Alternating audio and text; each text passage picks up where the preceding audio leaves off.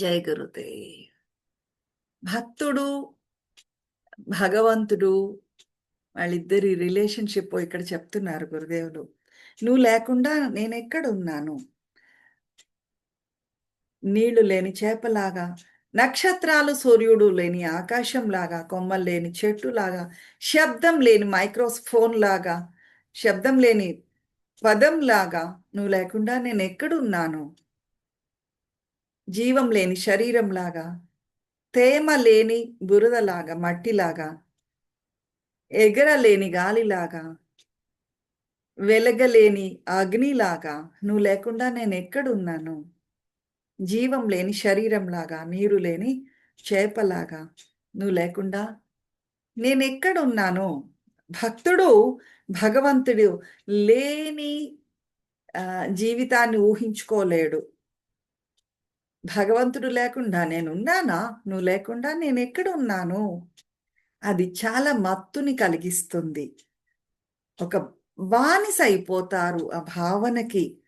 భగవంతుడు, ఆ భక్తి అనే భావనకి బానిస అయిపోతూ ఉంటారు. మాటల్లో చెప్పడం కూడా కష్టం. నువ్వు లేకుండా నేను ఎక్కడున్నాను? చూపు లేని కళ్ళులాగా, వినలేని చెవుల్లాగా, రుచి చూడలేని నాలికలాగా ఎన్నైనా చెప్పచ్చు. భక్తుడు భగవంతుడు లేకుండా ఊహించుకోలేడు అసలు. అష్టావక్రుల వారి దగ్గరికి రావడానికి భక్తుడికి మాత్రమే ఎలిజిబిలిటీ ఉంది. అష్టావక్రుల వారు గ్రౌండింగ్ ఫోర్స్, నిలకడగా భక్తుడు ఉండేటట్లు. ఎక్కడో భక్తుడు ఏం చేస్తుంటాడు? గాల్లో ఎగిరిపోతూ ఉంటాడు ఆ మత్తులో పడి. అలాంటి భక్తుడిని గట్టిగా పట్టుకుని ఆ బుద్ధిని చురుకుగా పనిచేసేటట్లుగా చేసి స్థిరంగా గాల్లో తేలిపోకుండా స్థిత ప్రజ్ఞతతో స్థిరంగా ఉండేటట్లుగా చేసేవాళ్ళు అష్టావక్రులు. ఇది చాలా అపురూపమైన కాంబినేషను. భక్తులుంటారు, జ్ఞానులుంటారు. ఈ గ్రహం మీద చాలా మత్తులో పడిపోయిన భక్తులుంటారు. మత్తులో తేలిపోతూ ఉంటారు. ఆ భక్తి భావనలో తేలిపోతున్న భక్తులు ఉంటారు. అలానే చాలా తెలివైన జనాలు కూడా ఉన్నారు. చాలా జ్ఞానులు, బాగా లోతైన దృష్టి గలవాళ్ళు, ఎరుకలో ఉండేవాళ్ళు, మంచి బుద్ధి గలవాళ్ళు కూడా ఉన్నారు. వీళ్ళిద్దరూ కూడా ఉత్తర ధ్రువం, దక్షిణ ధ్రువం లాగా ఉంటారు ఆపోజిట్ గా. భక్తుడికి జ్ఞానం అన్నా, బుద్ధి చురుకుగా పని చెయ్యాలి అన్నా అసలు పట్టించుకోడు. ఆ మత్తులో ఆనందంగా నాట్యం చేస్తూ ఉంటాడు భక్తుడు, అంతే. అలాని వాళ్ళు అసంపూర్ణత్వంతో ఉన్నారు అని కాదు. ఉదాహరణకి బుద్ధుడు ఉన్నాడు. బుద్ధుడు సంపూర్ణత్వం ఉంది, పూర్తిగా జ్ఞానోదయం పొందినవాడే. కాకపోతే నాట్యం చెయ్యడు, స్థిరంగా కూర్చునే ఉంటారు, గట్టిగా నవ్వరు. చిన్న చిరునవ్వు చాలు బుద్ధుడికి. అది బుద్ధుడు అంటే. అలానే ఇంకొన్ని ఆత్మలు ఉన్నాయి జ్ఞానోదయం పొందినవి. హాయిగా పాడుకుంటూ ఉంటారు, నాట్యం చేస్తూ ఉంటారు. లైక్ లైక్ చైతన్య మహాప్రభువు కానీ, మీరా కావచ్చు, ఇంకా చాలా మంది ఉన్నారు. హాయిగా పాడుతూ గెంతుతూ నాట్యం చేస్తూ ఆనందంగా తేలిపోతూ ఉంటారు. వాళ్ళు కూడా జ్ఞానోదయం అయిన వాళ్ళే, జ్ఞానులే, సంపూర్ణంగా ఉండేవాళ్లే. కాకపోతే ఇవి రెండు గుణాలు కూడా కలిస్తే మల్టీ డైమెన్షనల్ అవుతుంది.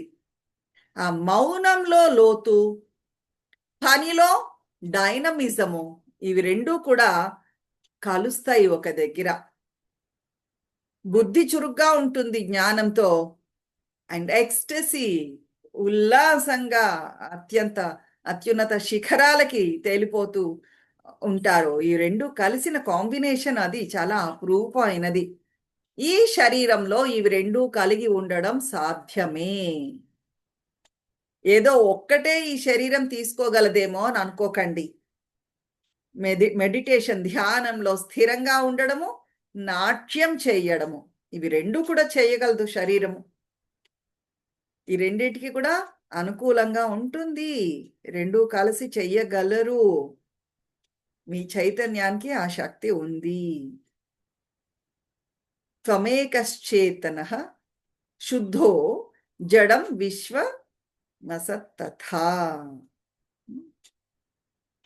ఇక్కడ అష్టావక్రుల వారు ఏం చెప్తున్నారు? శుద్ధత్వము, ప్యూరిటీ లేనిది, ఇంప్యూరిటీ, ఈ రెండింటి గురించి మాట్లాడుతున్నారు. జీవము శుద్ధమైనది, జడత్వము శుచిగా లేనిది, ఇంప్యూర్. అశాశ్వతమైనది ఏదైనా సరే ఇంప్యూరే. జడత్వంతో ఉండేది ఏదైనా సరే ప్యూరిటీ లేనట్లే లెక్క. ఏదైతే యాక్టివ్గా ఉందో, డైనమిక్గా ఉందో అది శుద్ధత్వము, ప్యూర్. మీరు డల్గా ఉన్నారనుకోండి, మీరు శుద్ధి కానట్లు లెక్క. మీరు సజీవంగా చైతన్యవంతంగా ఉన్నారనుకోండి, మీరు శుద్ధమని లెక్క. మీరు ఎప్పుడైతే క్రియ చేసారో ఒక శుద్ధి జరిగిన భావన మీలో ఉంటుంది, చూశారు, శుద్ధత్వం అనుభూతి చెందుతారు, చూశారు. ఎందుకు అంటే మీ శరీరంలో కణ కణము సజీవంగా సచేతనంగా అయిపోయింది. అందువల్ల మీరు శుచిగా క్లీన్ అయినట్లుగా ప్యూర్గా ఫీల్ అవుతారు. ఇంప్యూరిటీ ఎప్పుడు వస్తుంది మీలో ఆ భావన అంటే జడత్వము లేదు నిద్రపోతున్నట్లుగా ఉండడం ఎప్పుడైతే ఉందో అప్పుడు శుద్ధిగా లేనట్లు భావిస్తూ ఉంటారు. క్రియ చేశాక కణము సజీవం అవుతుంది. ఈవెన్ ధ్యానం చేశాక కూడా కణము చైతన్యవంతంగా అవుతుంది. ప్రాణాయామాలో కూడా కణము సజీవంగా అవుతాయి. దీనివల్ల ప్యూరిఫై అయిపోయాము, క్లీనింగ్ అయింది అన్న భావన మనకి కలుగుతుంది. చైతన్యము శుద్ధమైనది. అష్టావక్రుల వారు చెప్తున్నారు,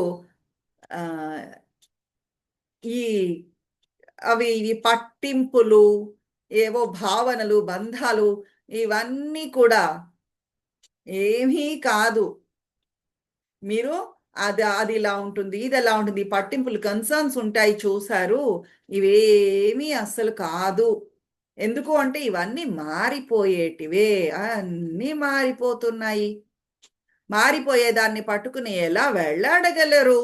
ఒక నదిలాగా ఈ సంఘటనలన్నీ ప్రవహిస్తూ పోతూనే ఉన్నాయి. మనుషులు వస్తారు, పోతారు, ప్రపంచం మారిపోతూ ఉంటుంది. ఈ ప్రపంచంలో ప్రతి ఒక్కటి కదిలిపోతూనే ఉంది, నువ్వు తప్ప. చైతన్యం తప్ప, ఆత్మ తప్ప అన్నీ మారిపోతూ ఉన్నాయి, కదిలిపోతూ ఉన్నాయి, ప్రవహిస్తూనే ఉన్నాయి. ఏది పట్టుకు వేళ్లాడదామని చూస్తున్నావు? జనకుల వారికి అష్టావకుల వారు చెప్తున్నారు, అయిందేదో అయిపోయింది అయ్యా, ఇంక చాలు. ఇప్పుడు రియలైజ్ అవ్వాలి. ఈ గ్రహం మీదకి ఎన్ని సార్లు నువ్వు ఎన్ని జన్మలు ఎత్తావు, ఎన్నిసార్లు వచ్చావు, ఎన్ని జన్మల్లో నువ్వు రాజుగా ఉన్నావు, ఎంతమందితో నువ్వు ప్రేమగా ఉన్నావు, ఎంతమంది భార్యలు ఉన్నారు, లవర్స్ ఉన్నారు, పిల్లలు ఉన్నారు. ఎన్నిసార్లు ఈ అనుభవాలు మళ్ళీ మళ్ళీ నువ్వు చవి చూసావు? జనకుల వారిని అడుగుతున్నారు అష్టావక్రుల వారు, రియలైజ్ అవ్వు, మెళకువ తెచ్చుకో, గ్రహించు. ఎన్ని జన్మలలో నువ్వు ఇదే పని మళ్ళీ మళ్ళీ చేశావు, ఇదే అనుభవాన్ని మళ్ళీ మళ్ళీ పొందావు.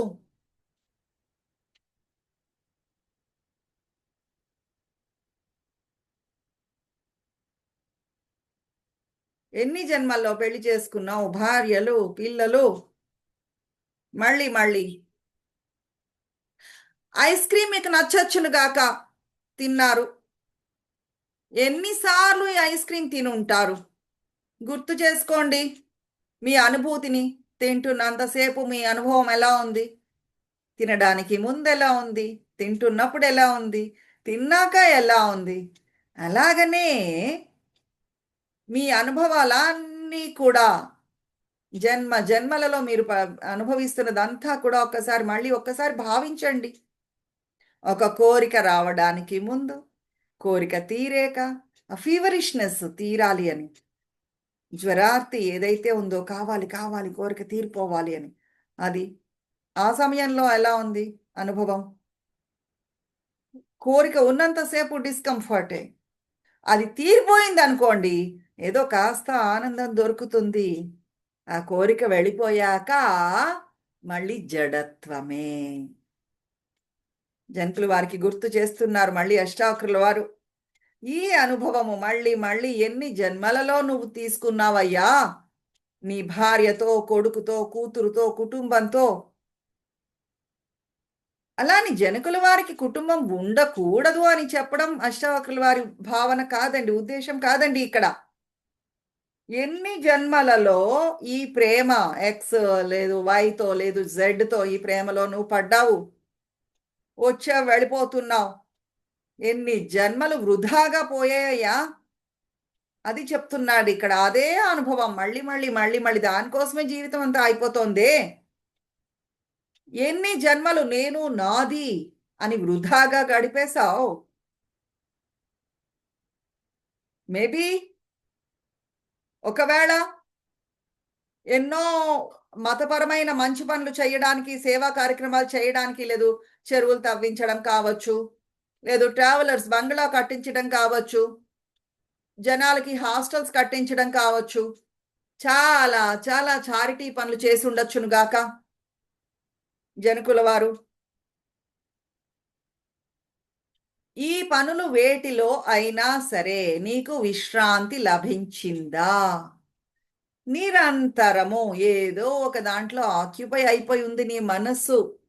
ఎప్పుడు నీ మనసులో ఏదో ఒకటి నిండిపోయే ఉంది. హాలో అండ్ ఎంప్టీ ఎప్పుడైనా అయ్యావా ఈ పనులు చేయడానికి ముందు కానీ, చేస్తున్నప్పుడు కానీ, చేసిన తర్వాత కానీ?